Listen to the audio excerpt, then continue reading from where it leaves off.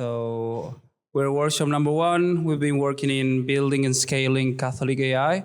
We did this over the day that passed just yesterday. We tried to address 41 initiatives from human needs that we detected that could be addressed by a group like this.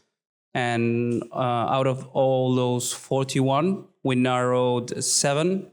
And then we decided to pick 2 and work in 2 groups for building a roadmap about them. So we will have 2 presentations, the first one, and Nathaniel, the second one. Thank you. Hello, I'm Taylor Black. The concern that our particular group started with was that, as everybody knows, the core of AI is data. And a lot of us are using data in a variety of different ways. We're building at different levels of the stack. All of our different companies that are working with AI. And really from a technical builder standpoint, it's difficult for us to map the church's concerns about the human person to how we're actually working with data in our companies in a variety of different training models, all of that sort of thing. Each of us too came with our own set of concerns around how we were hoping to use data and how we were using it ourselves inside of companies and how we were seeing it being used out in the ecosystem. And so from all of our disparate concerns about how we should be approaching data, we realized that we need to spend more time and think through this at a deeper level and a more persistent level over the course of the coming year, rather than kind of in a lighter form from conference to conference, as mighty as these conferences are. And so what we proposed as a group is to set up a Catholic Digital Commons Governance and Economic Participation Foundation. That's a lot of words, but it kind of shapes a concept that we analogize to something like the Apache Foundation or the Linux Foundation, which allows us to come together in a consistent, substantive way around a single entity that kind of acts as this change manager and this locus of control and consistent iteration around a lot of these concepts as we move them forward. We saw this as a helpful framing because it emphasizes the common good of all of us working in this space.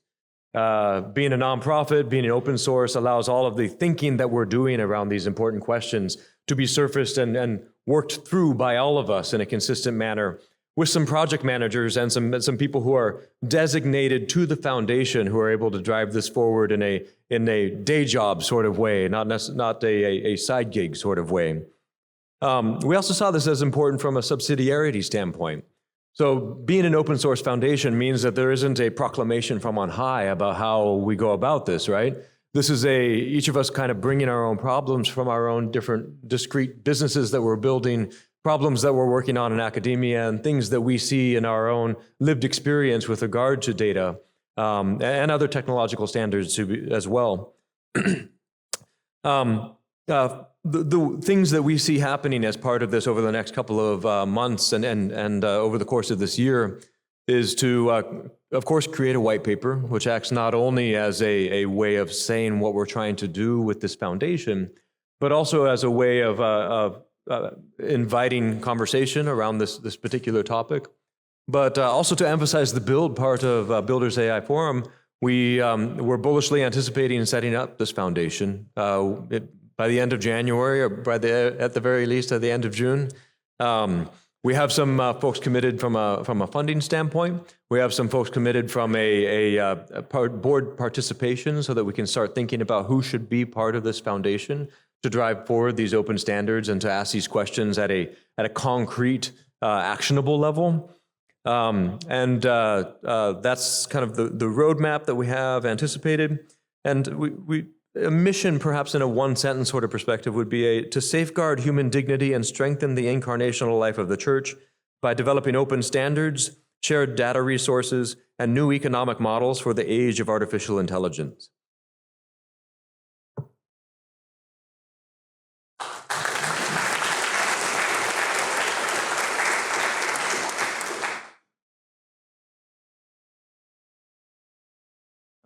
Father Nathaniel Hasslam, representing, we had selected two main areas, our group number one. So I'm just going to read very basically so you have an idea. This question that we were tasked with was the universal need for dignified work and the related urgent need for concrete tools, policies, and pathways that help people transition and reskill for new forms of employment where job displacement is occurring or likely to occur. I think we're all fairly familiar with this topic. And so we covered a lot of ground. I'm going to read you the AI synthesis of what we came up with. But basically, it boiled down to a 3-stage plan: short, medium, long-term plan. Short term, we spoke a lot about the fact that we have already lost a lot of people have already lost the dignity of work. They've lost their jobs. And so we'll call this stop the bleeding, basically, to identify at-risk workers and provide immediate support to them, such as build an AI job disruption radar, basically what jobs are most likely to be lost in the short term. I mean, some of the ones we talked about were admin, accountants, data entry, operational analysts.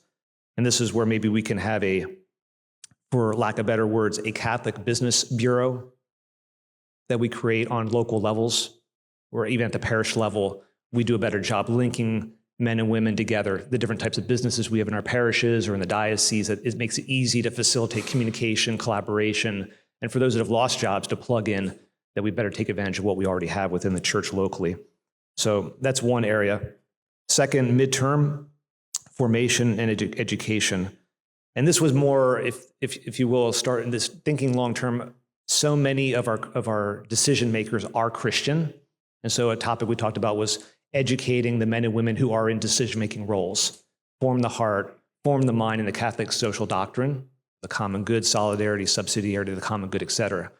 So what are we going to do to roll out a framework of thought for the men and women? Literally, we have millions of people who are running companies around the world, Catholics and our brother Protestants. And they're waiting for help with that worldview and formation in that worldview. So again, forming the heart so that they know how to tackle, as they're going to do layoffs, as they're planning their futures in their companies, how are they going to do that? And that we're supporting them in that. So to help those entrusted with responsibility. The church does have a document on that, by the way. The Vocation of the Business Leader document that came out from the Vatican a few years ago is an example of a tool that we can already start to use maybe in that area. But then also training workers on how the CST, the Catholic social teaching, applies to them. What are their rights? What is their nobility? That they have meaning and purpose despite the challenges they're having with their jobs. And lastly, third term, long term, rebuild work from a human-centered vision. And this is where, again, we're trying to build an economy and a vision of dignity. Encourage entrepreneurship and local business ecosystem to create new forms of meaningful work, develop new job models that emphasize creative care and community where humans can excel.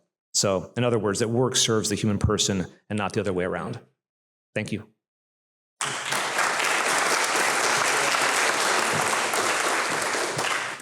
So a lot of work. So we will be posting both initiatives in the general WhatsApp group. So if anyone wants to join, you're more than welcome. This is from the Pay First to the world.